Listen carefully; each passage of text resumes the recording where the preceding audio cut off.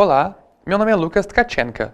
Hoje vou falar para vocês sobre os fatores ou características que, em tese, podem aumentar a complexidade de um texto, considerando a sua estrutura em termos de palavras e de frases. Mas estamos falando de previsão, ok? Vamos retomar aqui o esquema de fatores de leiturabilidade apresentado pela Laura no bloco anterior, lembram? Para mensurar a potencial complexidade textual, nos concentraremos nos fatores linguísticos da leiturabilidade, ou seja, aqueles fatores associados à organização do texto, à sintaxe e à semântica e que podem ser investigados diretamente no texto. Os fatores extralinguísticos, como o espaço físico, a capacidade e a motivação para ler, além da familiaridade com o assunto, dizem respeito ao leitor e são muito peculiares de cada indivíduo. Portanto, não temos como mensurá-los somente com base no texto. Isso não quer dizer que a compreensão e a percepção do leitor sobre um determinado texto podem ser simplesmente ignoradas. Lembrem que o leitor é sempre nosso ponto de referência para termos certeza se o texto é ou não complexo para ele. Mas quando não temos um perfil de leitor específico, podemos tentar estimar essa complexidade com base em perfis mais genéricos, como fizeram os pesquisadores Flash e Kincaid, que estimam a leiturabilidade por grau de escolaridade. Agora, se você tiver a oportunidade de testar o seu texto com um leitor ou grupo de leitores, faça isso. Os seus resultados serão muito mais confiáveis. Vamos então dividir as nossas métricas de complexidade em 3 grandes grupos: organização do texto, sintaxe e semântica. E dentro de cada grande grupo, vamos listar algumas características e elementos que podem ser medidos e que poderão nos ajudar a ter uma ideia da provável complexidade de um dado texto. Vale salientar que essas métricas de complexidade que vamos apresentar daqui a pouco não são as únicas que existem.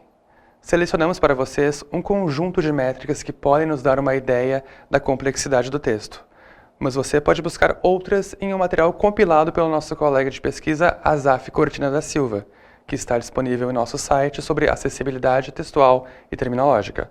Veja o link passando na tela.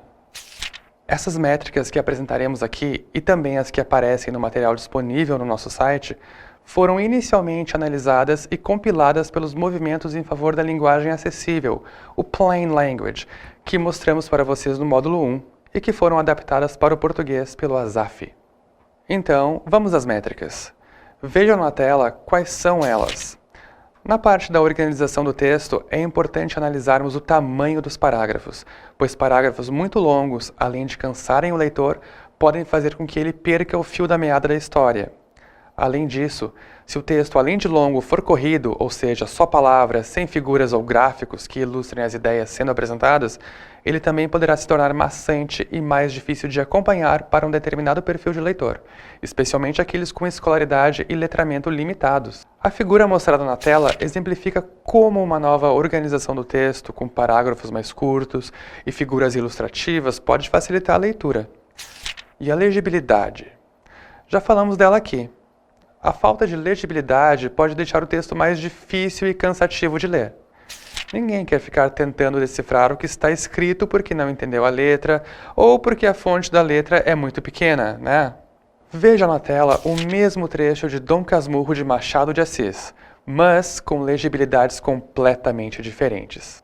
Bom, essa foi a parte de como organizar melhor o texto.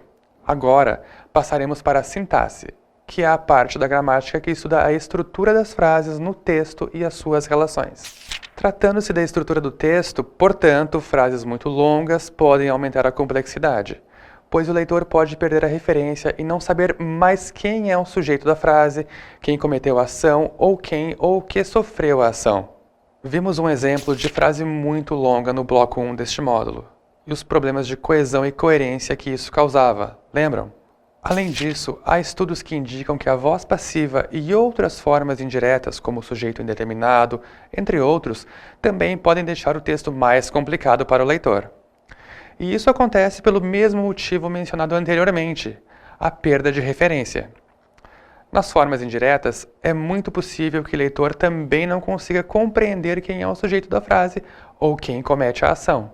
Nos exemplos mostrados abaixo, temos, além do sujeito, o agente da passiva, que costuma confundir o leitor. Quem é o sujeito? Quem é o agente da passiva? Quem comete a ação na frase não é o sujeito? Em casos de voz passiva, pode não ser, mas os leitores costumam pensar que quem comete a ação é o sujeito da frase, e isso gera confusão. Então, se você quiser evitar essa perda de referência e tornar a sua frase mais clara, evite a voz passiva. Vejamos o exemplo na tela. E a mesma perda de referência pode ocorrer com o uso de pronomes em substituição aos substantivos. Em frases mais curtas, isso não é um grande problema. Vejamos.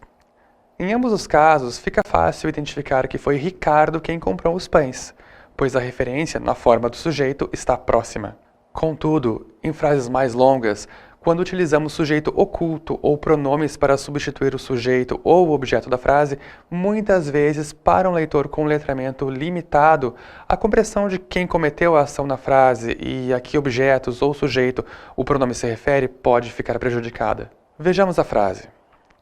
Toda manhã, Carolina vai à biblioteca de sua escola, caminha lentamente entre os corredores, devolve os livros que havia retirado no dia anterior, escolhe outros 2 ou 3 e volta para casa ansiosa para lê-los na paz de seu quarto. Sabemos que Carolina é o sujeito de todas as ações cometidas e que os pronomes outros, pronome indefinido, e los, pronome oblíquo átono, substituem o objeto livros. Mas será que o nosso leitor com escolaridade e letramento limitados, ou não, terá a mesma condição de compreender isso? Já no âmbito da semântica, trataremos de vocabulário do texto e dos sentidos que esse vocabulário produz. Quando nos deparamos com textos especializados, logo notamos que eles são cheios de termos. O termo nada mais é que uma palavra que ganha status diferenciado, por estar inserida em um contexto de comunicação especializada e estar relacionada a um conceito específico daquela área de conhecimento. Todas as áreas de especialidade possuem os seus termos, da engenharia mecânica à medicina, passando pela culinária, a hotelaria, a linguística, entre outras. E mesmo uma palavra que nos pareça comum, utilizada no dia a dia, pode ganhar status de termos se assumir uma determinada função dentro de uma linguagem especializada. Se pegarmos um exemplo da culinária, uma xícara pode ser uma medida importante em uma receita e fazer parte da terminologia culinária. Nem sempre é assim tão fácil identificar os termos em um texto. Mas quando pegamos para ler um texto de medicina, por exemplo, e não somos da área, logo intuímos que aquele texto deve estar cheio de termos da área médica. E esses termos, se não entendermos nada de medicina ou de saúde, pode dificultar a nossa compreensão, e muito. Veja na tela um texto sobre o diagnóstico da malária, disponível no site do Ministério da Saúde do Brasil. Será que você consegue reconhecer os termos aqui? Marcamos em azul somente aquelas palavras que consideramos termos, além da malária. Ufa! Você acredita que alguém que não é da área da saúde entenderia esse texto com facilidade? E se essa pessoa ainda tiver escolaridade e ou letramento limitados? Mas nem sempre são os termos técnicos e científicos que tornam o texto mais difícil de ler. Muitas vezes um vocabulário não técnico, mas erudito e arcaico, pode complicar o leitor. O poema de Olavo Bilac, que aparece na tela, pode ser um exemplo disso. Vale ressaltar que o vocabulário empregado no poema talvez fosse corriqueiro lá pelo final do século XIX, quando o escritor escreveu o poema. Mas hoje, com o passar do tempo, não é utilizado com muita frequência, o que causa estranheza.